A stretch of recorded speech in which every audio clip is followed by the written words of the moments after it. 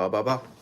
Ba ba ba ba ba ba ba ba ba ba ba ba ba ba ba. We are back for another stream. It's actually getting quite hot, so I'm gonna change while I'm on stream.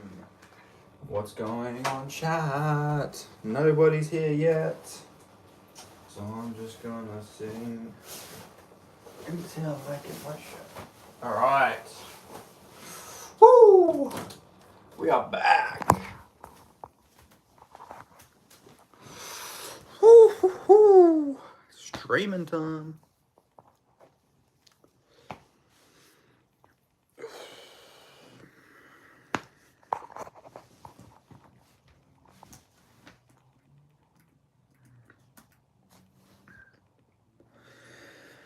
Woo!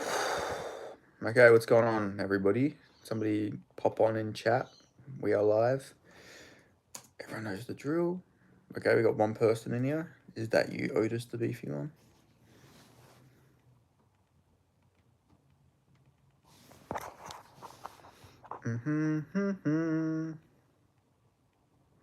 Okay, that one person left. Awesome, that's great. This is already a good start. Oh, fuck. Oh, fuck. Jesus Christ.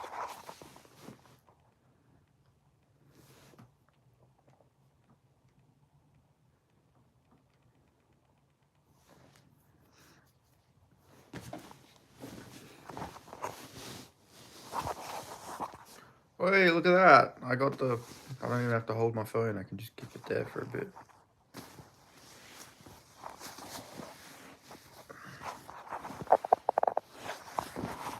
Yeah, let me see if I can angle this properly.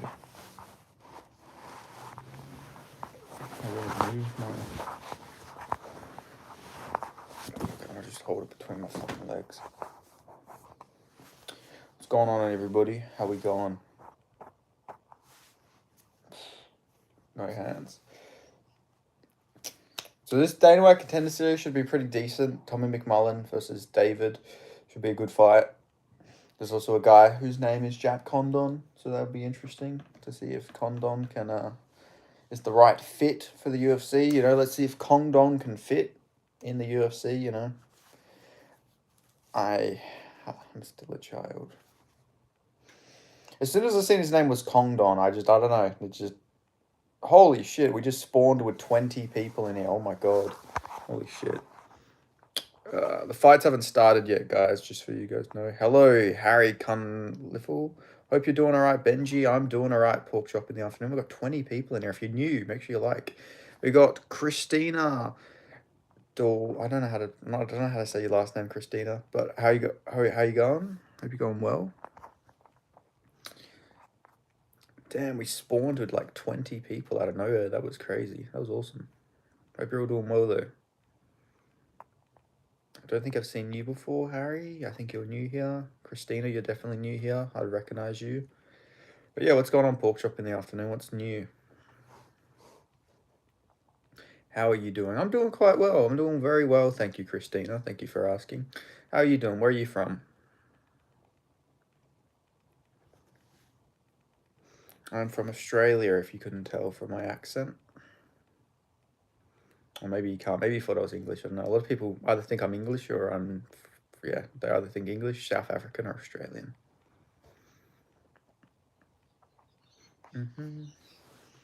But yeah, Tommy McMullen is going to be I'm from Fresno, California. Nice. I know Fresno. I watch quite a bit of things that about Fresno. A lot going on in life, but happy to be in the live. Yeah, exactly. You know, life can be tough, but as long as you're in a Benny Peace live stream, you know, life's all right. You know, I just hope to help make people's days a little brighter with my incredibly autistic humor. And I can say that because I'm autistic. You know, that's my word. But yeah, I hope everyone's going well today. Hope you guys are keen for the fights. I'm pretty keen. There's some pretty good prospects on here, like some pretty decent prospects. I think, you know, Tommy McMullen versus David, that winner of that should be a really good prospect in the UFC. Both are proteges of like current UFC fighters. Any heavyweight fights? I like your eyes. Thanks. They are like gray. They turn gray. They're like bluey gray. Let me see. The fights are way closer this week. Yeah, I agree. I actually did some tape on this one. Last time I didn't do tape on. I didn't do any tape the last 2 weeks. Harry, how you going? I like your eyes though. I appreciate that, Christina. Thank you. Make sure you subscribe if you want to see my eyes more often. Let's see, Contender series, and let's see. Let's look at the card again. Yeah, like there is some really like McMullen versus David is a lot tough. Like everyone seems to be picking David to win, but I think it's a lot more competitive than people think. I'm actually picking McMullen. I think David is just a lot of people's pick percentages are about to go down. Yeah, I agree. I might get every fight wrong to be honest, but I think McMullen. I think Henrique, Sharad. Hello, Sharad. How you going? Welcome to the channel. I don't think I've seen you here before, so hope you're going very well. We got Henrique versus Tan Ho. I think Henrique is going to chin him. I think Nalho is going to be silver, but I'm not super confident. I'm pretty confident in Cesare Olachechik, though. I think he'll win, and I picked against the guy whose last name is Kongdon. Not because his last name is Kongdon. I just picked Jean Paul because he seemed like a better grappler.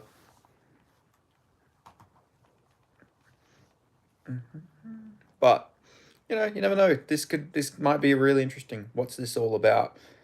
I'm just doing a live fight companion, just going to break down the fights for Dana White Contender Series Week 4 with with all the people in this chat.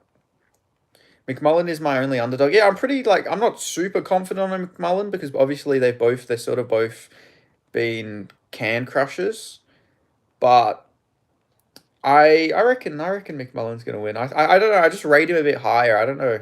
Cheers, man. Good stuff. Yeah, I hope you're going well, Only Fish. Where are you from anyway? I'm ready for the streaming deal. I haven't watched fights live. Not in a bar in years. 3 or 4 TV deals away ago as well. That's pretty crazy. But I don't blame you, to be fair. Like if I didn't have Fight Pass, I don't know. I probably wouldn't even watch fights. Like I don't know. Like it's alright to stream a pay-per-view every now and then. Well, not every time actually. Let's be real. But I just couldn't bring myself to have to worry about live stream on those websites. Illegally streaming like fucking fight night cards all the time. That'd drive me insane. I would actually go insane from it freezing and everything like that. Unless you got the right plug. Let's see, we got 4 minutes until the card. This should be good.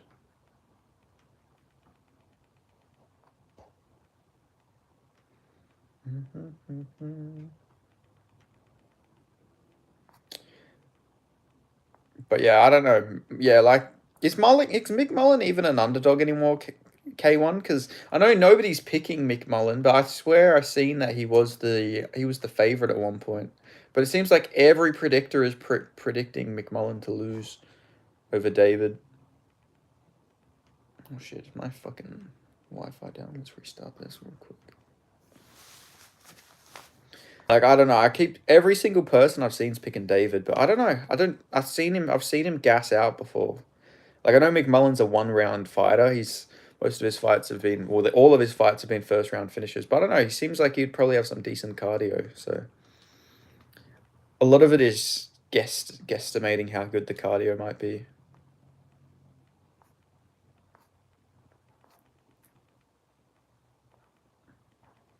Let's go Romania. Let's go right plug. I'm not good enough to text stream. Oh yeah, it was until.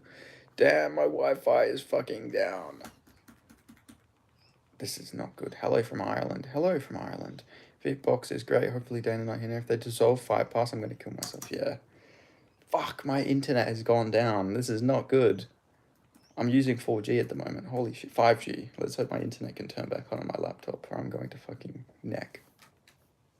This will be a depressing end. Hello from Ireland. Shout out to Ireland. Ben, pay your bill, buddy. I don't know, it's just the Wi-Fi. We always have to keep getting this Wi-Fi fixed. If you ever live in Australia, don't go with Telstra. They're shit. There's a shout out to anyone in Australia. Telstra is shit. But let's hope this can turn back on. I just restarted my laptop. I mean, it probably won't do anything, but it's worth a shot. If I miss McMullen versus David, I'm going to be fucking livid.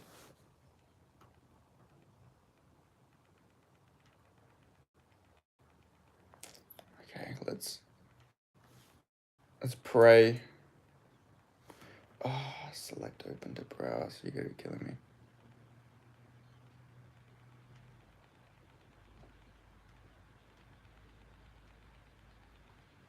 I use Fight Pass for regional MMA. Yeah, me too.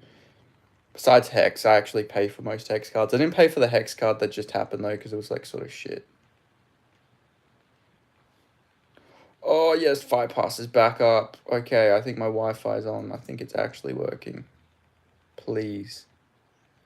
Clover and Fortune. Hello, Clover and Fortune. Good to see you again. Why did you pick Pena to beat Harrison? That was a terrible take. Every time you join one of these streams, I'm looking at the past messages. Why did you pick Armin over Taporia? What are your other ones? It's just... You would nuke Russia. Like, you always ask questions like that. Do you watch college wrestling? Nah, not typically. Yes, the internet's back on. Thank God. I was about to absolutely start a fucking revolution if this didn't work. I was gonna fucking overthrow Telstra. Alright, cool. The stream is up.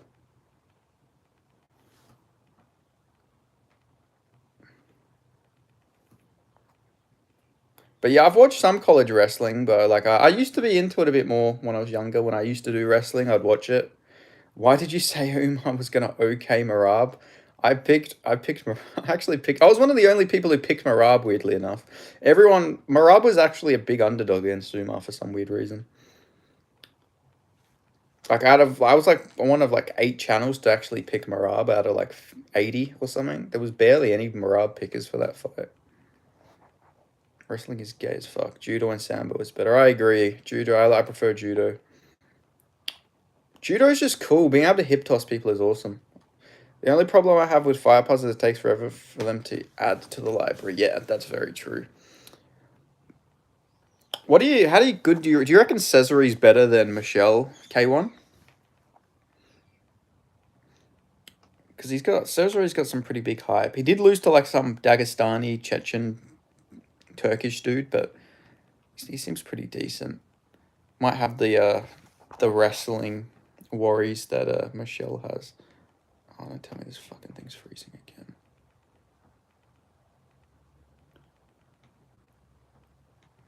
Greco-Roman is better than Judo. It does, that is the one annoying thing. Are we taking out Theo Haig? We are going to take out Theo Haig, guys. We are number 1 Polish power. We are legendary Polish power. We're going to take him out. Let's see. Greco-Roman doesn't have submissions. Judo does, yeah. I think he has more potential. He's been with the Fighting Nerds longer and he's only 25. Nice, yeah. Hopefully he's a good prospect. Like, no offense to Theo Haig, but he just seems like a bit more... Seems like he'd be a bit more of a boring fighter. At least Cesare's like...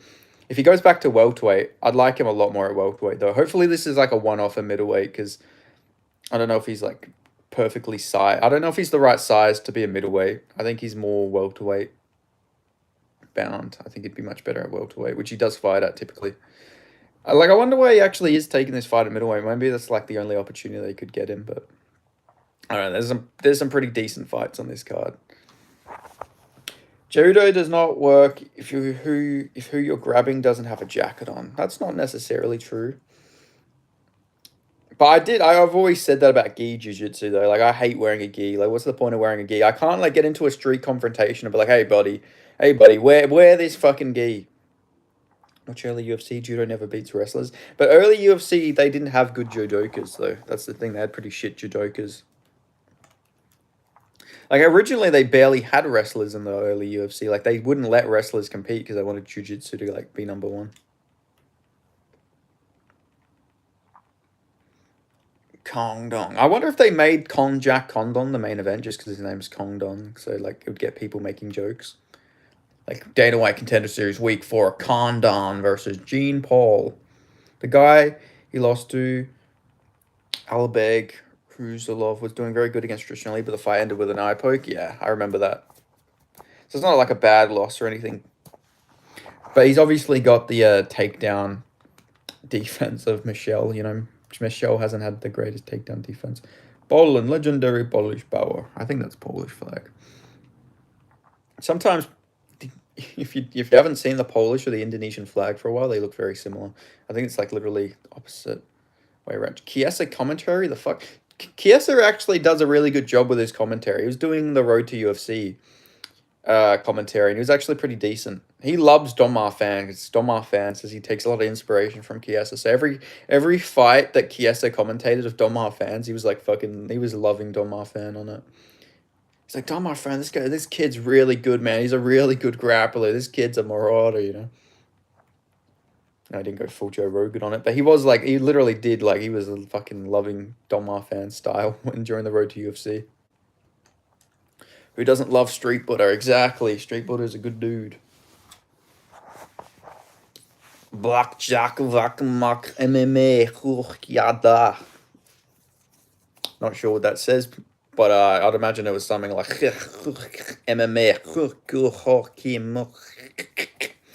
I don't know. The thing with like Slavic languages and Arabic and so many of them, I just like make noises because typically it's sometimes right. Cesare had his first amateur fight at 14. He has a lot of experience. Yeah, he does. He's very young. He's like a year older than me. Close enough, LMFAO. Yeah, I mean, that's what you can do. Don't forget, Maraba's a judo background. He has the most takedowns in UFC history. Mic dropped, conversation over. Hopefully Cesare does good here. No offense to Theo Haig, but, you know, middleweight grapplers do really shit. Unless you're Hamzat Chimaev, like, you don't have a chance in hell of doing anything as a grappler at middleweight. That's why Hamzat is just going to beat everybody for a while. Because, like, nobody can grapple at middleweight. So, hopefully Cesare can get the win here. Plus, it'd be cool to get, like, a double Olachechik brother card, you know? Tommy McMullen. It's fun to learn from Henro Gracie. We need more fighting nerds. We do. Marab is a judo guy. Has the most takedowns. Yeah, but his takedowns aren't judo takedowns typically. He normally wrestles. How many judo Olympic medals have been champ versus how many wrestlers? Wasn't I don't know if she was an Olympic gold medalist, but like Kayla Harrison and Ronda Rousey both had judo backgrounds, like competed at the highest level of judo, and they were champions. I mean, typically women do judo. Women judo fighters typically do better than the male judo fighters. But like JDM's got a judo background, so JDM's a champion with a judo background. That's his main grappling base was judo. That's why if you ever notice, even in the Gilbert Burns fight, when Burns was like pressuring him, he actually like threw him off with a hip toss and then kneed him in the head at one point. I have a judo background myself. So do I, technically. My MMA base, because I did an MMA class, the main grappling base was judo. Like the main takedown base was judo. That's why I have a mean hip toss. You know, it's a very it's a very cool thing I have. I can hip toss a motherfucker really easily. How many Olympic grappling or did wrestling champions have? Judo, that's it. And judo is even in his name. Yeah, just see judo. Yeah, exactly. Checkmate. that was pretty good. Judo is even in his name. That's fucking generational. That's great. Wasted all through childhood, college, course. I did a year in my early. It is crazy when you think about it. It is crazy that Cejudo is the only one who managed to get a championship with a Olympic base. Come on, get to the fights, man. I hate how they do all these like props and stuff like that. Nobody cares about Giovanni the Greek. Like, can we be honest here? Who here cares about what Gianni the Greek is betting on? Nobody cares. Get to the fucking fights, mate. You know, nobody cares about how much money Giovanni's going to lose on his bets. Rousey and Harrison, both Olympic medalists. Exactly. Rousey was a judo base. She was a judo base, yeah. Bet against Gianni, you will make money. Yeah, but sometimes he does get his bets. He sometimes gets them. Very rarely, but he does. Rousey was a judo base, yes. And she believed in her hands too much and she got fucking battered by Amanda Nunes. And Holly Holm. Mark Schultz, Daniel Cormier, countless NCAA champs. Yeah, but I mean, Mark Schultz had one fight. Why you mentioning Mark Schultz? Yeah, he wasn't champion. Even Habib says judo is better, but I'm sure that your chat knows more than Habib. Who are you arguing with? I'm agreeing with you.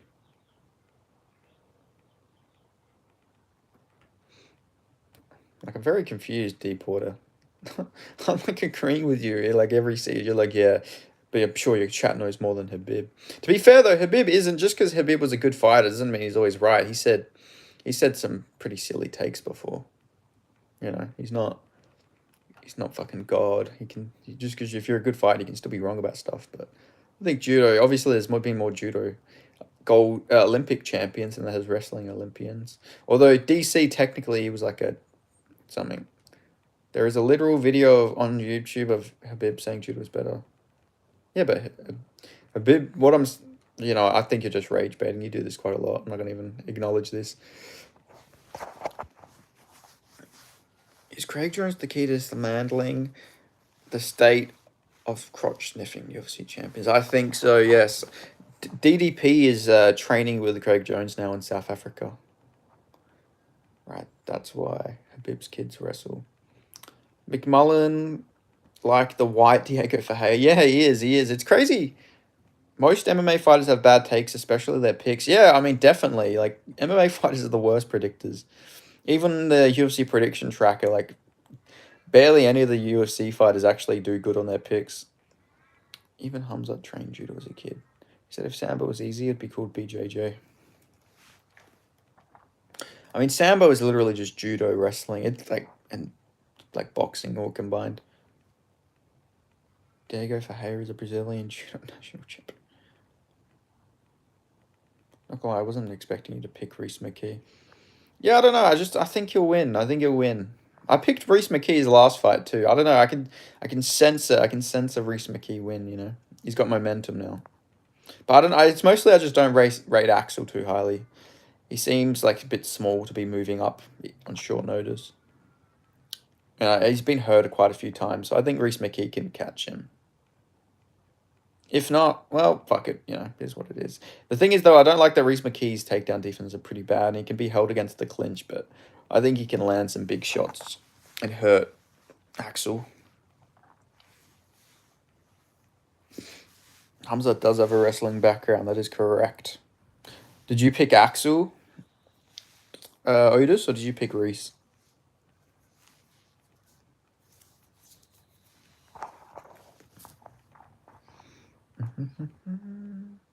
What are you watching? Dana White Contender Series? Indeed, yeah. The first fight is about to go down between Tommy McMullen and David McGowan. Picked Axel, but hope Reese wins. I think Reese is gonna win. Axel actually went to a draw with Nasruddin Imavov's older brother. He got dropped a couple times in that fight. He got 10-8 in the first round. I'm spastic for thinking Harry grapples. I don't know. I'm not sure who I'm gonna pick for that, man. I don't know who to pick because I need to. Fernandez did like I don't know if Harry Hardwick is gonna be able to like he's not a lightweight, so I don't know how he's gonna do on this fight in short notice. It could be a tough one. Fernandez might just boot up his legs. All right, here comes David. The subtitles called him David McGowan, so I'm just gonna call him David McGowan. Did you see Chow just buggy choked in 30 seconds? Yeah, then he got buggy choked again. I rewatched Cal vs. DeCasey, and his takedown defense was awful. Yeah, and Guram didn't wrestle on him, and Muhammad Yahya is a fucking DEI hire. Like, Muhammad Yahya is the definition of a DEI hire. Like, he should not be in the UFC. He's just there because he's from the UAE. I know it's not ill, but Carrie's been ready for the call for months now. Yeah, like, Fernandez, besides, like, his performance against Guram was pretty impressive. Wrestling, Siglins is okay. Judo, manly, badass. Any singlet or gi is fucking shit. Real men grapple topless and greased up, you know? Real men grapple half nude. You know, that's how real men do it. This is what I'm saying. A lot of people forget about that. They're trying to tell me DeCasey is a good wrestler for holding down Slava and Damir Hadzovic. You know what? You make a good point. I'm convinced. I'm gonna pick Harry Hardwick. I pick Harry Hardwick. Fuck it. You're right. I was gonna pick Harry more than likely anyway, but I just worry about the size difference. Because like I think Harry's fought at bantamweight before. Is Chael Sonnen overrated? A little bit, but he's also underrated in other ways. Like people think he's like either complete garbage or they like overrate his performances a bit much. Like some people think he was like generally awful, but he like almost beat Anderson Silva in his prime, so it's not that bad. Alright, we've got all the Armenians in the crowd. Harry used to get dropped and recovered, but against that little roid Brazilian, he looked the best he's looked. Yeah, I'll go. You know what? Let's go Harry. Harry will probably find his back or something. Damn, Paul Craig getting a win this weekend. It's possible. He's looked really improved, but I think Bukowskis is probably going to catch him. But I'd be very happy if Paul Craig wins. I like both of the guys. Modestas Bukowskis. He actually replied to my friend during when UFC 284 was on, or before the card, like trying to get tickets. He's like, nah, sorry, man, I have no tickets to give away. He seemed like a really nice guy. I wish DC had a longer prime. Yeah, if he came in earlier. Tommy McMullen and Sean O'Malley look like brothers. It's really weird. You don't really see many white guys with hair like that. They look like they could be brothers. So weird to say O'Malley's more likable nowadays. Yeah, no, I could see that. Damn, I noticed his tattoo after I made my video, but I like McMullen's Scarface tattoo. I would never get that myself because I would never get another man who I don't know tatted on me. But the world is yours with Tony Montana with a machine gun's pretty cool. Sean O'Malley has a Jew for. Yeah, that's what I wondered. I always wondered if Sean O'Malley was Jewish, but he seems like he's just like Irish. So there is like some Irish people got curly hair.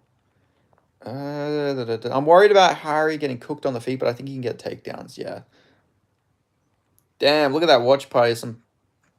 No, I was about to say there's some pretty good looking chicks, but now I'm having a good look. There isn't really. I was like, damn, that's a fucking sexy watch party. I'm like, no, never mind. I got a closer look. Islam versus JDM, then he fights Topuria. If he wins, Topuria and Arman should fight. If Islam loses against Topuria, then yeah, that'd be good. All right, here we go. First fight. McMullen versus David, the Armenian who reps Russia. Let's see. He's going to wrestle heavy here. David's going to wrestle very heavy. He's a favorite. Okay, he's a favorite. So McMullen is the underdog now. Interesting. The odds have swayed. Do ring girls still do their thing when women's fight? Yeah, they do. They do, yeah. Probably add some, like, extra tea to, like, the fucking lesbian fighters. Like, ooh, get some fucking riled up. Damn, this David guy's doing some fucking zesty-ass stretches right now. All right, here we go. This is the hyped fight for everybody, I think. This is, like, the people's main event. Bukakis is a Chad Bulgarian cowboy supporter. Yeah, he is. Oh, he shoots early. Yep. And oh my god, that was really fucking good from McMullen. That was a really technical fucking get up there. That was a nice sprawl. Oh, is he hurt? He's backing up. Oh, now he's wrestling on fucking David here. Oh, is he going for a DAS, I think?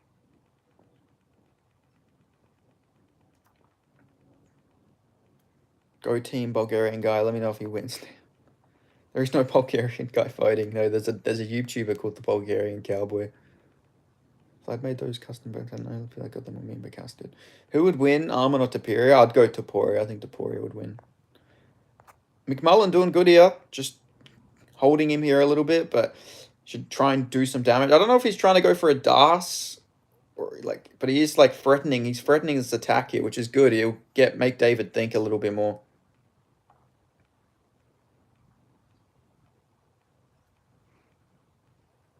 If McMullen wins, I'm gonna feel like a genius because like all the predictors were on fucking David here. But this is gonna drain David a little bit because like McMullen's on top of him. He's throwing some shots here as well. Okay, there's back up to their feet.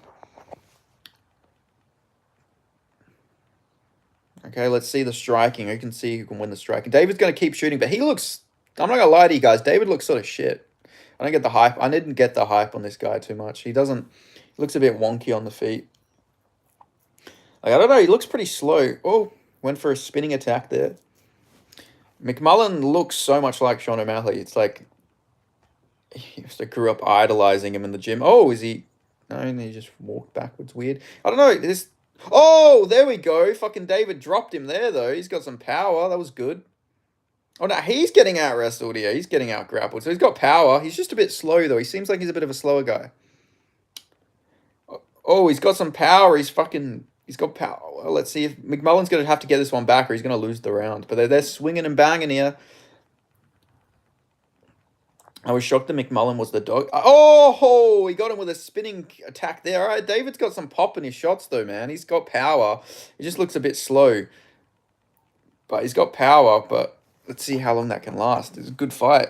Oh, now they're scrapping. Oh, my God. He like, headbutted him there.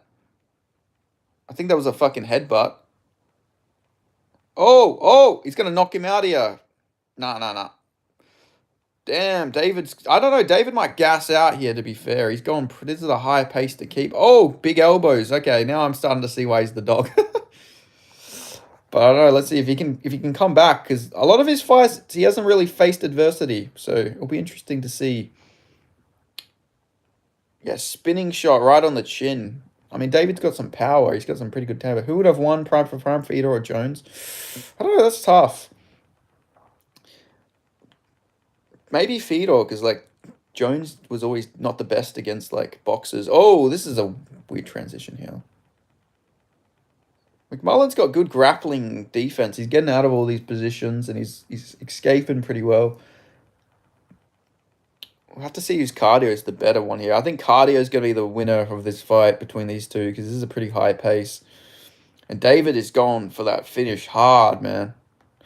Oh, is he going for a guillotine here? Oh, he's going for a guillotine. Oh, I think he's gonna get this. No, I don't think it's not fully in. I can't tell if he's tapping or if he's like... Oh, he's got his thumb up. He's got his thumb up.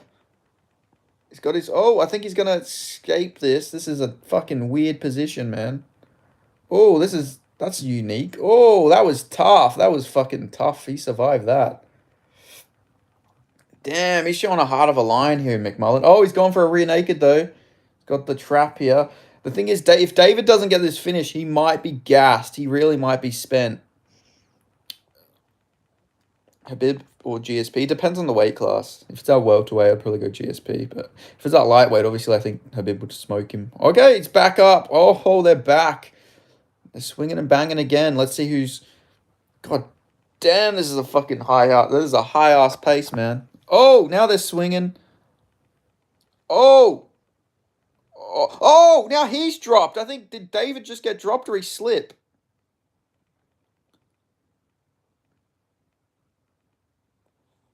Ooh, that was a crazy pace. I don't know. I think David, if anybody's gassed, it might be David. He got up a bit. He got a bit slowly there. But fucking Jesus Christ, McMullen took some fucking damage, both in their prime. I don't know. It's tough. Because GSP always had pretty good takedown defense, and he was bigger. But at lightweight, I think Habib. But at welterweight, I don't know. We've never seen Habib at welterweight, so it's hard to, like, say how he would do as a welterweight, you know? Okay, boom. There's the shot that dropped McMullen, spinning attack. McMullen looking all over the place on the feet. Yeah, I know. I thought he was... I thought he would have been a more technical guy. But Jesus Christ, like, I don't know. David might have spent his arms there. He might be gassed. My prediction was McMullen gets like a second or third round, like TKO and a gassed out David. So let's see if he can get that here. Because David really went hard that round. Reminds me a lot of Dolgarian, to be honest. He reminds me of Isaac Dolgarian. They're both Armenian. They're both pretty, like, fast, twitched guys, you know, really going for the finish. What are we watching? We're watching Dana White Contender Series Week 4. McMullen is currently fighting David. I'm just going to call him Bagarian. I'm not sure how to say his name. He's Armenian. All right, let's see. Let's see this round if McMullen can turn it around here. Because he had a pretty tough round. It seems like he just tries to immolate Sean O'Malley, obviously, his teammate.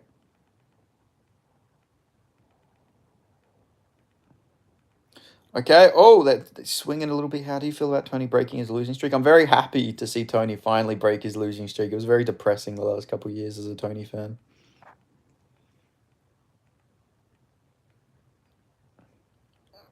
Okay, I think David is gassed here a little bit, but maybe McMullen's also feeling it a bit too. But if he can put on the pressure here, it just seems like David really knows when to, like, he's got good timing. He doesn't seem like he's the fastest guy, but he does have power. But I don't know, he's backing up a lot here. I feel like McMullen should try and put some pressure on him. Try and get some... Oh, that was a big shot. I don't know if that landed clean, but see Tim Welch in the background cheering on McMullen, so... Okay. Damn, his striking's pretty, like... He's like Sean O'Malley. He's like someone trying to impersonate Sean O'Malley, but, like, doesn't have the striking ability of Sean O'Malley, I feel like. It's like the best way I would describe McMullen. All right, stuffs another takedown here. Should get back to his feet and try and, like... He keeps going for this DAS. I think he's trying to DAS him for some reason. Oh, he might... Nah, he doesn't have this. He should get back to his feet. He should stop... He should get back and, like, start, like, letting off some offense off here, I feel like. Because he's just wasting time. He's not doing anything with his attempt here, you know? He's just wasting time that he could be using to damage him. Like watching O'Malley in 0.20 speed. Yeah, he's like... He doesn't have the speed, I feel like, of O'Malley. Maybe that's what he's missing. He's really trying to get this DAS. I don't know if it's... I don't know. I feel like he's just going to see it coming. I'd probably go Ngannou to catch Jones. Jones has never really had the best striking defense. He wouldn't be able to take a few from Ngannou. Is he going for the... Oh, this actually looks like it might be locked in. This actually looks like it might be locked in. I think he's got out of it, though. Oh, no. He might... Ah, he's wasting time, man. Get up on the feet and fucking strike with him. Okay, Nick. Okay. They're back to their feet now. He wasted time going for that. I think he taps. For fuck's sake. Yeah, I thought he was about to tap. Oh, they're swinging now. I don't know. I feel like that's a waste. He needs to go to the body. If I'm McMullen, I'm mixing it up to the body. I feel like David's spent a little bit. Look at how he's wobbling. You can tell on his face that he's gassing a little bit here. You know, oh, big shot there by McMullen. I think he's scared because obviously he got dropped. Oh, but he landed a big shot there. Like, look at David's face. He's taking some big shots. He's cut up. Oh, he's landing a lot more now. McMullen's letting his hands go a little bit more here. I'm pretty sure Jones ducked Francis. Yeah, he did. Okay, this is actually... Oh, but now David's putting the pressure on him a little bit. But he's taking a lot of big shots. Yeah, go to the body. Yeah, that was a good knee to the body, it looked like. I don't know if it fully landed there, but that's what you got to do if you're McMullen. Oh, big shot. That was a fucking good one, but David eats it pretty well. Okay, he goes for another takedown, man. I didn't get the hype on this David guy, to be honest, man. Oh, big knee. Yes, that's beautiful. Oh, he's cut. Oh, Nah, he's not dropped. That was just off balance. But he's beating him up. He's really beating David up here. This is what I was saying. This is how I was saying McMullen comes on late. I know he's typically a first-round guy, but you can just look at... Oh, he's looking at the clock. He's really tired. He needs to really put it on him right here. David is gassing. I see him looking at the clock. He's got a minute. McMullen needs to really put on the pace here. This is his round. Oh, he goes for a spinning attack there. But it's these are all big movements from David here. Somehow David apparently has more significant strikes this round. I don't know if I trust that at all. I don't remember him landing them shots at all, but okay, whatever. This is McMullen's round. I don't care what the stats say. He's putting the pace on him here. Oh, another good. He's now... Oh, he needs to... Are you watching live? Yeah, I am watching this live. I don't know, man. He needs to put it on him a bit more. Oh, big shot there. He's landing big shots on him, but he should let more volume off. But I guess maybe he doesn't have the ability to, he needs to mix it up to the body, I feel like. David looks like he's gassing. 1-1. Yeah, that's what I reckon. I don't believe... Oh, big knee there. Big knee. Oh. Oh, see, he should have done that in the third. He should have let his hands go. That's a clear McMullen second round. The stats. Do you believe those stats, Otis? I don't remember David landing 21 significant strikes in that second round. I reckon that's a bunch of bullshit. There's no way that's a fucking real thing. Yeah, no, there's no way that's real stats.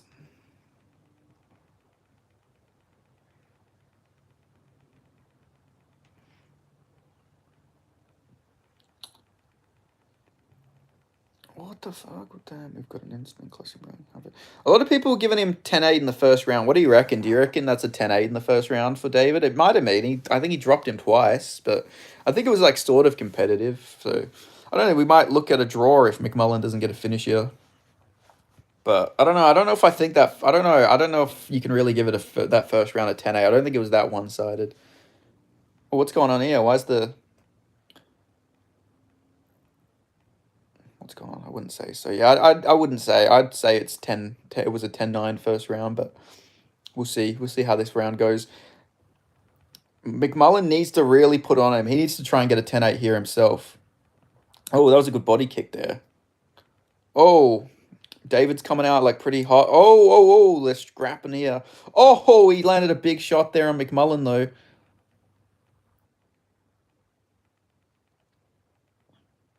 This is a pretty good fight. This is pretty back and forth.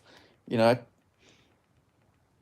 Oh, that jab. I think that jab got him, but maybe he was just reacting weird. Like I don't know.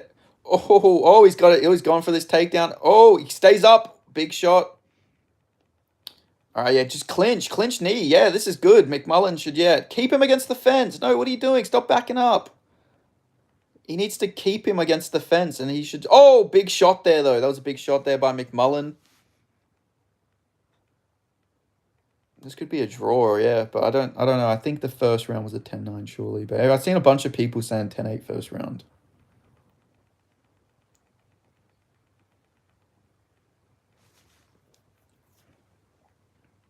Okay, he goes for that takedown attempt. His takedown defense is really good. McMullen, O'Malley wishes he had the takedown defense of McMullen, I feel like.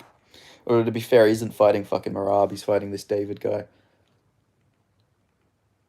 Oh, they're scrapping a little bit more on the feet. Seems like McMullen's getting the better of him on the feet at this point.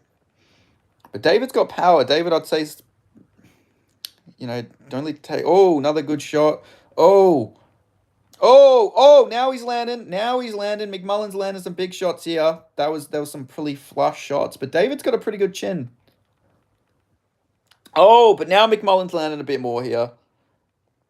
He's just lead. Oh, big cross right there or left. I'm not sure what arm that was, but he's landing some big shots here. He should jab up. He's landing. Every jab he lands is landing directly at the fucking chin.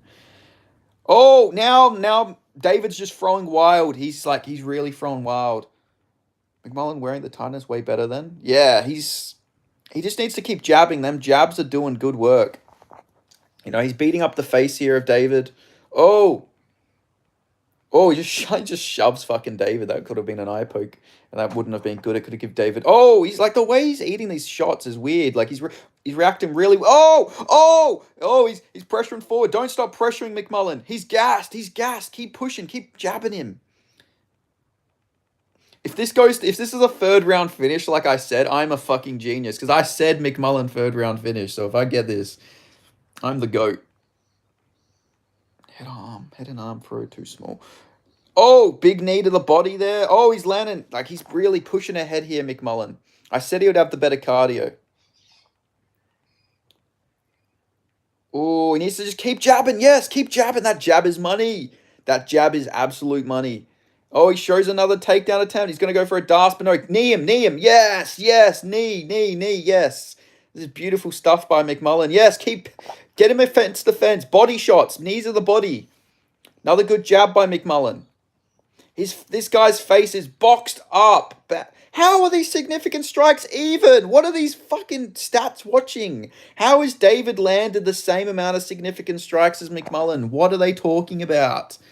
It's absolute bullshit. These stats aren't true. They're trying to fucking rob McMullen. I swear to God.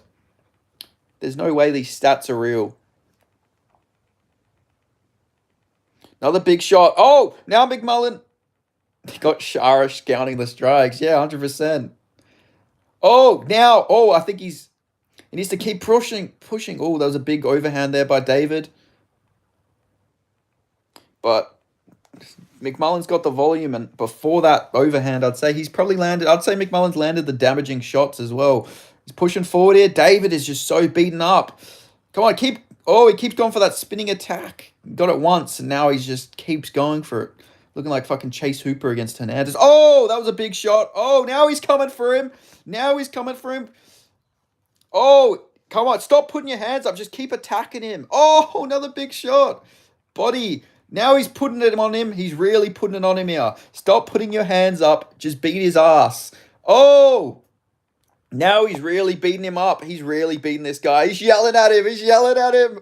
He's beating him up. Oh, big knee. Come on, keep hitting him. Don't stop. Don't stop. What are you doing? There's 10 seconds to go. You got to push ahead here. Try and knock him out.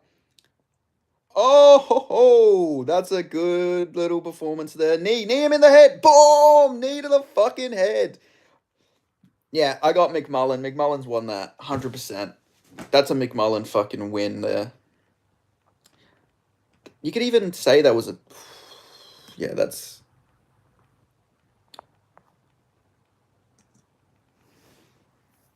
A lot of people saying draw. A lot of people are saying it should be a draw. Somebody said 29-28 David McGogan. Shut the fuck up, you fucking idiot. How did David win 2 rounds, you fucking sped?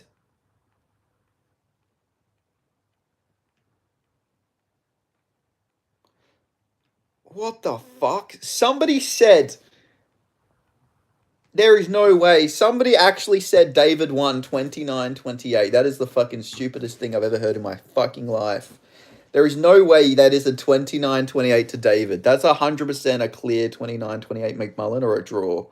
But there is no way in fucking God's earth David wins that fight. It's either McMullen or draw.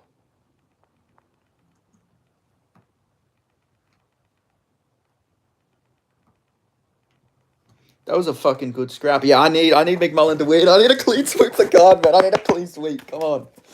Let's go. Let's hear. I got to listen to the scorecard. Let's go, McMullen.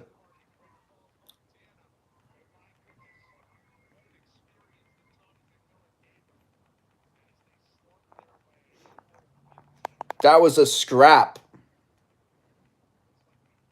All right, let's see. Come on.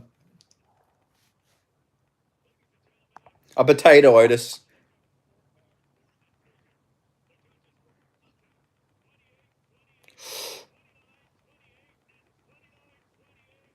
McMullen. It's McMullen. Yeah! Woohoo! Let's fucking go! I fuck everybody who picked against him. I'm the fucking GOAT. I am the GOAT. Don't doubt my Dana White Contender Series picks, bitch. I knew what I was watching. I was not being fucking gaslit to believe David was this fucking elite prospect. I was not going to get fucking gaslit. I knew. I watched tape for this card. Thank God I did. I knew Tom McMillan would fucking win. Thank God I watched tape, man. If I went off everybody else, I would have made myself look a fool. But like, yeah, David McGogan is like the next coming of Jesus fucking Christ. Like, no, he's not. I watched the tape. The guy gassed out badly. Can someone please explain why no one is still complaining about the... No one is still complaining about the Roger Jackson incident. I'm still complaining about it. I made a video on it yesterday. Rampage Jackson said he should be arrested. But like, good Jesus Christ, man. Like, I don't know. People were like really like gaslighting me. I've seen so many people saying David was like this crazy, disputable prospect. But yeah, that's a good score. That's a good score. No, I have no problem with David, by the way. I've never met the guy, but I'm just saying, like, I don't know. People were acting like this guy was like fucking... I don't know, like way too good, you know. That was a crazy fight, though. That was actually insane. The fact he survived that first round is pretty impressive. David Stewart, nah, #1 fan. Like, I don't know. The thing about McMillan, he's like, I don't know. There's something about him where I know he's gonna be on the bad end of a flatline KO, but he's like tough. He's very tough. He's like got a lot of heart. You know, he's that's something he's got. He's like sort of like the Drickus version of Sean O'Malley. I feel like he's like the Drickus. He's like a Drickus like Sean O'Malley like mix. He's got the speed of Drickus, but he's got like the fight style of Sean O'Malley is the best way. He's got sort of got like Drickus's plot armor. And then he's like fights like Sean O'Malley if he was a bit slower. It's a fight card, nothing oversaturated MMA.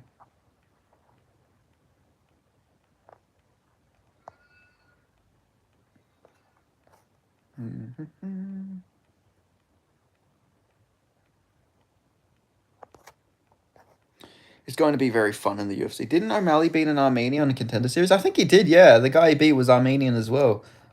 God damn, he took some big shiners though. His face is pretty beat up, but me and K1 we're geniuses in this fucking game, you know? Every single person picked David, and I seen everyone saying David's going to be a problem in the UFC. I guarantee he gets signed to this fight. Like, no. The thing is, Tommy McMullen probably would have battered up Austin Bashi, if we're going to be real. If that fight would have happened last year, he probably would have beat the shit out of Bashi. It's going to be hard to get this guy in the fucking UFC games, though, with his fucking Tony Montana tattoo. But good lord, that was hype. I was actually very hyped for that. I was so hyped for that fight, man. Like I haven't been that hyped for like a guy I don't know. I was so hyped for him to fucking win. I don't know anything about McMullen, to be honest, but I was hyped for him. Remember back when we just craved at UFC pay-per-views, and now we watch so much, it's ridiculous. Yeah, but like Dana White Contender Series is always fun though. I like Dana White Contender Series is always really fun. I just wish he went harder in those like last 2 rounds. I'm glad he pulled ahead, he won, but I feel like he could have got a finish if he really pushed hard. Mafia made easy money tonight. Is that what he said? Seems like he has some personality, so he could be like an interesting fighter. It's crazy. He looks like, I don't know, he looks like Sean O'Malley's illegitimate fucking son, to be honest. Like, I think he's like the same age or like a couple years younger than Sean O'Malley, but Tommy McMullen is more of a grappler as a wrestling state champion. Yeah, I noticed that. Yeah. He's got power in his shots, but he tries to strike like Sean O'Malley while he should probably just have like a more of a different type of style, I feel like. I feel like that style doesn't... I mean, it works for me. One, he's undefeated, but... Depends on your age. When did you start watching? My first card I watched when I was like probably 15, 14. Now I'm 24. But yeah, he is more of a grappler for sure, yeah. What fight's after this one? I need to check. Let's check what Dana White Contender Series fight is next.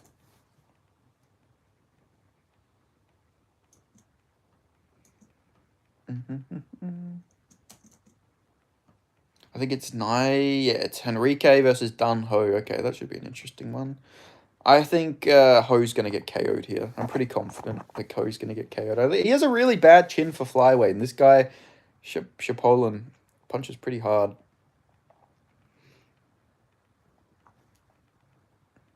So this should be interesting.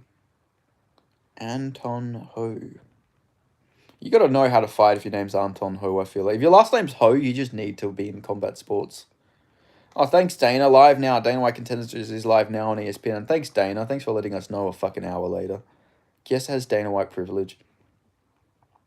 Yeah, no, the UFC love Michael Chiesa. I mean, he's actually a pretty good commentator. At least I didn't listen to this fight, but on the road to UFC, he was pretty decent. I think his commentary is better than his like fights nowadays. Obviously, that Cole McGee fight was like awful, like just plain awful. Like that was one of the worst fights I've ever watched.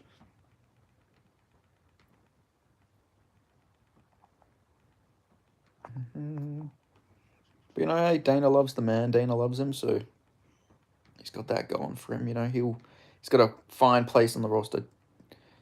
Best commentator? I'm not sure who the best commentator is, to be honest. Maybe Felder. I think Felder's pretty underrated as a commentator. I think Laura Sanko's a pretty good commentator as well. But saying who the best is pretty tough. Anto, look at those pinchable cheeks. I bet his gran loves him. Yeah. Yeah, he does. He does look like that.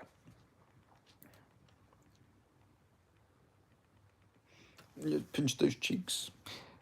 This guy, oh my god, this guy looks like Jordi El Nino, you guys remember that fucking porn star back in the day? You want to buy a dildo? That guy, he looks like that fucking guy. This guy actually looks like Jordi El Nino. He does. He looks like, yeah, Dominic, speaking of Dominic Cruz, this Jordi El Nino sort of looks like fucking Dominic Cruz. So it's interesting you mentioned that. This guy looks like Jordi Nino, man. El Nino, or whatever his name is. I could see him chinning fucking Ho and then being like, you want to buy a dildo? You want to buy a dildo? You want to buy a dildo? I can just see it. Like, he looks like him. It's really weird.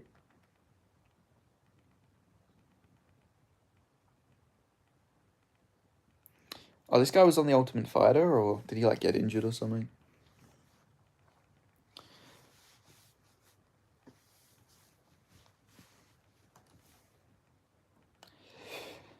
Anyway, this should be a good fight. This should be a good fight. I don't know. I feel like Lona Kavanaugh just cracked this guy's chin, and now he's not going to be able to take shots as well anymore. He beat a guy with a losing record his last fight as well, which I don't like. I don't like when fighters do that. If I can clean sweep back to back to back cards, this will be like an insane achievement.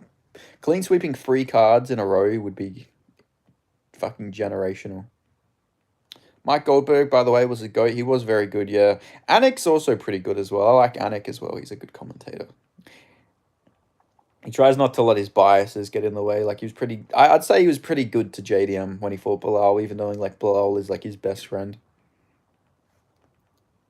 Sup, what fight are we up to? We're up to Eduardo Chapelin versus Anto Ho.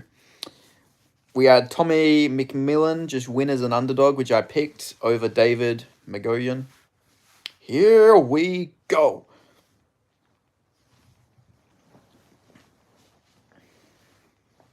Yeah, Goldberg was there for a while as well. Mike Goldberg, he was commentator for quite a while. I think they only let him go in 2016. He must have been there for about 16 years or something. Which is crazy when you think about it. John Anik's been there for almost 10 years now as commentator. I think he may have even done Fight Night cards before he was like the main commentator, but I think he became the main commentator in like 2016. Let's go Vietnam. I think Vietnam's going to get slept, unfortunately. Not the whole country, just Anton Ho. Damn, this guy's brother or his friend looks like Shane Gillis, the Brazilian Shane Gillis. We got Jordi El Nino, and he's friends with the Brazilian Shane Gillis. What a I bet these guys get up some crazy hijinks, you know, when they're not watching their friend fight. You know, I feel like they would have a very fun time doing whatever they may do in life. The way Morales ran through Chaplin and Idris makes me wonder how good Amal Rodriguez for beating him. Oh, did Morales beat him? Interesting.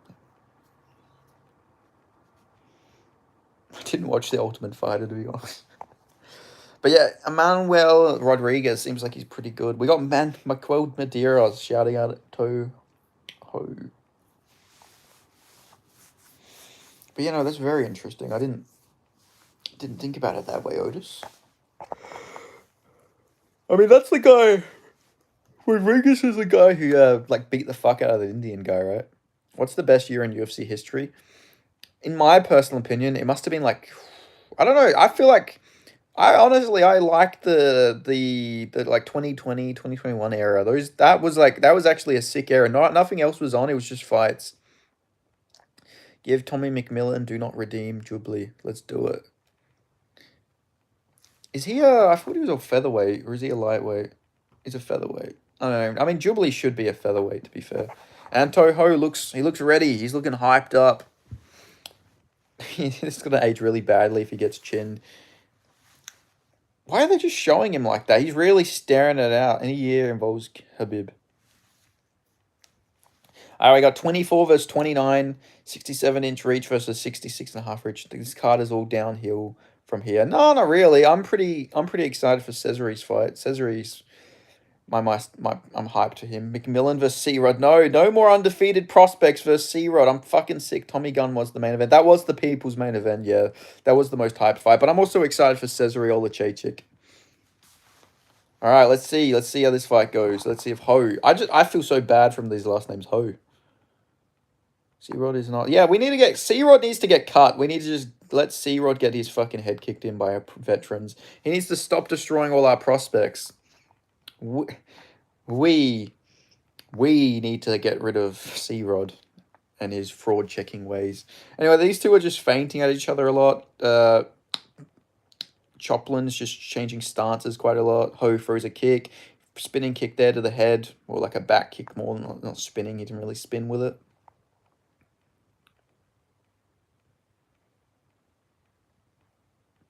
Good leg kick there. Ho is getting very cocky. And this normally, when fighters do this, they normally get KO'd. Thoughts on Colby Fitness ducking Emrahan Hakamoglu? He's not ducking Hekleman. He's not ducking Emrahan Hakamoglu. I mean, he beat Michael Manu right after he lost to Hakamoglu. Nobody's scared of Hakamoglu. Tony Ferguson finally got a win. Love him in UFC before the downfall. C-Rod peed me out nicely in his last fight, I must say. Yeah, if he fights a veteran, just pick against C-Rod. I'm doing that from now on. C-Rod's just, I don't know. He's a weird fighter. He's a very weird fighter. He can only beat green fighters. I don't mean green supporters. I mean fighters who, like, aren't fully at their full potential yet. Man, this fight's sort of shit. Nothing's happening. Ho's just, like, aura farming a little bit. He's just taunting him. Oh, back hit. He threw a back fist, sorry. And he got caught, like, with 3 follow-up shots there. But nothing really. No damage there. I don't know. Ho's just fighting very defensively, but I feel like he's going to get chinned. He's going to somehow end up on the power side, and he's going to get put out cold. I can sense it in my fucking bones.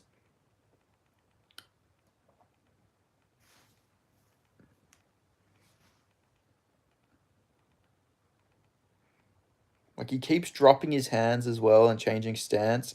I feel like Shaplin's going to be able to time him pretty well soon. He's throwing very wild, though. This Brazilian dude. So we'll see. He's moving around a lot. He's just like, I don't know. He's not doing anything, though, Ho. He's just moving. He's going to gas out from moving so much. I know they're flyweights, but come on. You gotta do more than... Oh, good kick, though, by Ho. Moves out of the way. He's getting pressured against that fence. He's going to be in Shaplin's world here soon. He's going to get caught with a big shot. Nah. Now he's trying to take down Shaplin. Shaplin sort of did like a... He looks like Asian Dober, how he would get chinned. Yeah, he does, actually. Oh, good takedown. Ho with a good takedown here, though.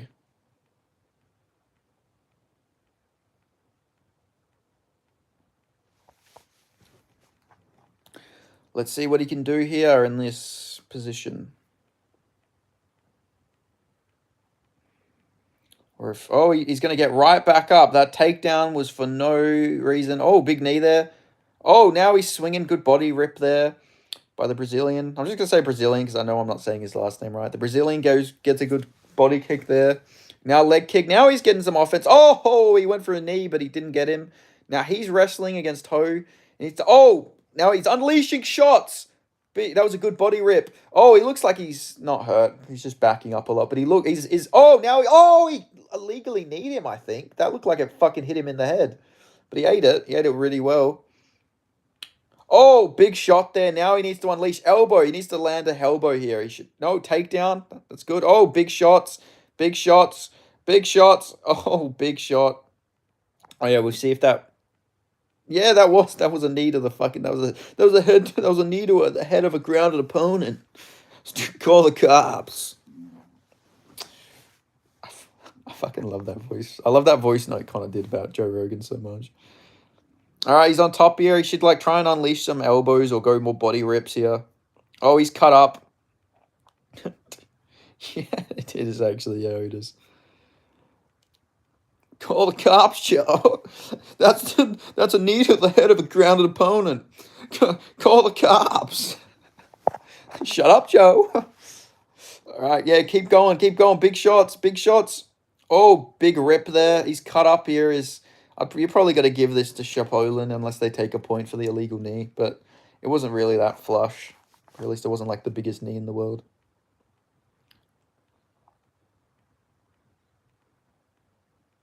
He just swung over that shot and went into the fence. So Shapolin round? I think so, yeah, but it's tough. Let's see what the tards are fucking X are saying. This needs to be left. He mentioned someone else on the illegal ID, so I did nothing.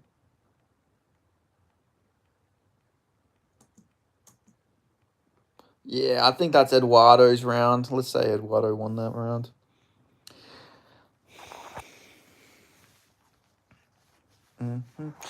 We need to get rid of illegal knees. We need to legalize knees to a grounded opponent because I'm so sick of them fucking stopping fights and all this stuff. Like, they should just be allowed to knee him in the head. It just ruins the action. It'll make it so much more entertaining. Even wrestlers would be able to do so much more damage if they can knee their opponents in the head. All right. Let's do this. Second round. Let's see if Eduardo can get the KO on Ho. Or if Ho's going to be a Ho and run around. Anton Ho. Are they taking a point here? What are they doing? Okay, I think they're just warning him. Everyone should have pride rules anyway. Who cares about the grounded knee? Yeah, exactly. Everyone's like, oh, this needs to be Copeland's last time as a ref. It's like, nah, based. Let him fucking illegally knee them in the head. Fuck it. Should be illegal anyway. Should be allowed to soccer kick and knee him in the head. It's fighting.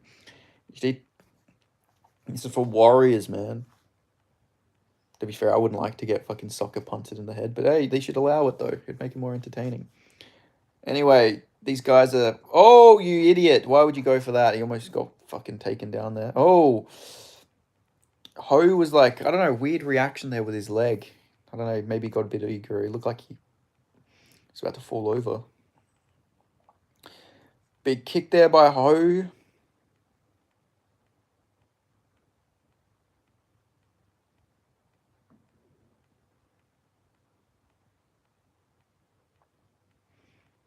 Oh, now they're scrapping a little bit in the pocket.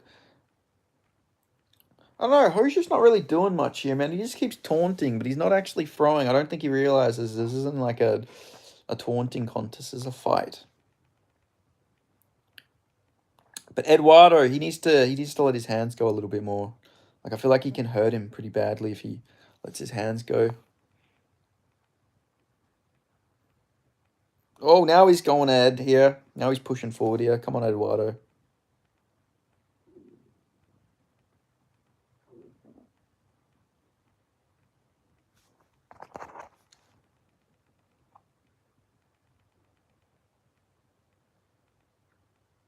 Classic UFC 5 cope with the emo. I hate when fighters do it. It's my most annoying thing. It's actually such... It pisses me off. I always... When people start doing that, I want them to get slept. Mark Hunt versus Mark Coleman. Probably Coleman. He'd probably just take Hunt down. Oh, good. I like this from Eduardo. Punish him. Now he takes the back. Oh, he's going for like a bulldog choke here or like a ninja choke. I don't think that's in. They're just showing... Why are they showing Dana? We're trying to watch the fight. What are you doing? Now, look, we completely missed Eduardo getting taken down. They just did a full face cam there of Dana. Because we needed to see that. Thanks, guys. That was necessary. We needed a fucking Dana. Like, if you're going to show Dana, maybe, like, put him in the top left or something. Yeah, why is Baldy on my screen? Like, the frown was ticking down and they just showed Dana White. Like, who the fuck cares? We're here to watch the fight. We're not here to watch Dana's reaction. If you're going to show Dana, show him on a little screen. Don't take up the whole fucking screen during a fight, you fucking idiots. Baldy. What's it like to have no hair? He's going to... Oh, Eduardo whizzes back up here. Any Arnshaw updates? Whisper in your ear, come here. Is this the WWE channel? No. Any Arnshaw updates? I don't know. Arnshaw's like disappeared. Whisper in your ears. Whisper in your ear, come here. Will Manister was timed out by just a beefy one. Give Dana a face cam. They should let Dana do commentary like he did for Pride. Remember when we got the live reaction of Chuck Liddell getting KO'd while Dana was doing commentary? I think that was a thing, right? Maybe I'm misremembering. I know he definitely did commentary. Who would win, Mark Hunt or Mark Coleman? I said Mark Coleman probably, which is wrestling. TKO all over this now. Ho is doing nothing of any note in this fight. Maybe Hunt could catch him. Bass was a good commentator. Ho is like intentionally trying to it's like he's not trying to win. It's like he's trying to stop Eduardo from getting a contract. That's what this feels like. It doesn't feel like Ho wants to win. It feels like he's like, fuck, if I'm going to lose, I'm making sure Eduardo doesn't get a contract. This feels like what he's doing here. Bass and Joe Rogan, the booth, best you can get. Joe Rogan's best days as a commentator behind him, I feel like. Anshul with a knife versus Ilya. Who wins? Ilya. Ilya would probably like fucking chin him, even if he got stabbed. I feel like Ilya could get stabbed right in the chest and he'd still have enough to fucking chin him. Ho is a Ho. Yeah, he's fighting like a Ho. Another takedown by Eduardo. Eduardo's just clearly winning this fight. Like, Ho's just trying not to get knocked out. Ho looks acoustic. Like the Mangos fight, that guy's fought not to lose and lost them both a contract. Yeah, but in this case is different because Ho's not even like winning. Like, at least with Snake Eyes, he actually managed to like get the win. But with what Ho's doing, he's not gonna win. Like, he's not even trying to like not to lose. He's trying not to get. He's trying to stop Eduardo from getting a contract. It's like he just doesn't want to get finished. He doesn't care about winning. He doesn't want to get finished. But he's like, all he's doing is stopping Eduardo from getting a contract, which is like a dog act. Did you just shit on Rogan? Down a couple of steps on the ladder for you. No, like Joe Rogan. This is like Joe Rogan's commentary. It's always him like talking about steel cops. Are you still allowed? I can't believe you're allowed to use steel cops. You know, that's literally every Joe Rogan is. Oh, you're allowed to use steel cops or the calf kicks, man. They changed the game. Like it's always just the same stuff with Joe Rogan, and then he overhypes like. Man, people forget, man. Like people forget. Like Jamal here did my podcast, man. He's a dangerous guy, man. People forget. His podcast has went downhill in the last year. His podcast is really good. I really like his podcast, but his commentary is just I don't know. It just doesn't feel like he loves MMA as much anymore.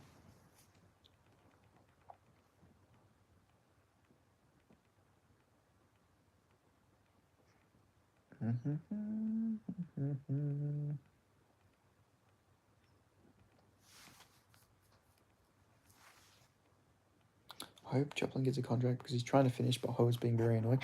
Who's DC coaching? Is he? I'd imagine he's coaching Eduardo because he would have been on his team and tough. He done it for free back in the day. Yeah, he did. Yeah, it's just I don't know. It feels like sometimes his commentary just I don't know. We've all heard it. We've all heard about steel cups and we've all heard about calf kicks. You know, I like Joe Rogan. I don't hate him, but just sometimes it feels like he would be better off just doing his podcast. But it's all right for him to do it occasionally, I guess. The only cool thing is that when he meets fighters that I've met, so then it's like you can create like a thing of I've met this person who met this person, so then it all leads back to me. You know, have you guys seen that channel where they check how like far back someone like you can do like Stalin like Dennis Rodman Stalin connection, how it's like everybody met somebody who you know eventually leads back there. Oh, good body shot there by Eduardo. Oh, good takedown there, Eduardo. He's just up. He's just up this whole fight. Maybe calf keeps having a lot more, so he comments on it. No, but he talks about how like every time he talks about people forget, man. Like Benson Henderson, he really revolutionized the calf kick, man. Like people weren't doing that before Benson Henderson. Like it's cool if he mentioned it once, but he does this like 10, 15 times every card. I wear steel toe sneakers everywhere I go. Like I like Joe Rogan, but like I don't know, his commentary, he just repeats himself. He says the exact same stuff every fight card. You go rewatch his like last couple pay-per-views, he'll mention the same stuff like 5 times every card. Like one time Joe Rogan said that this is a thing that people underestimate Max Holloway's chin. You know, people don't talk about how good his chin is. Like that's literally everybody talks about his chin. Lona, thank you for knocking this guy. Yeah, no shit. This guy just doesn't want a contract.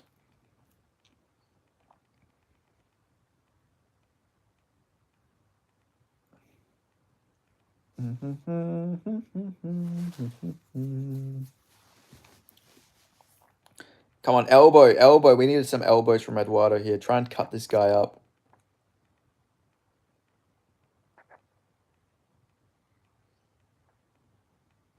Boom, throws him back down. Come on, elbows. Or get, I think he's trying to get top mount. Ho's trying to go for a guillotine. You're just not going to get this guillotine. Throws him off there, which is just going to gas Ho out a bit more. He should try and get a crucifix here. Eduardo should try and crucifix him and just like land some elbows. He should try to do what Matt Hughes did to BJ Penn. Yeah, it is similar to that guy that find anyone on Google Maps. Yeah, like that, yeah. Oh, big shot there by Ho, though. Ho finally lands a shot. That was good of him. He finally landed a punch.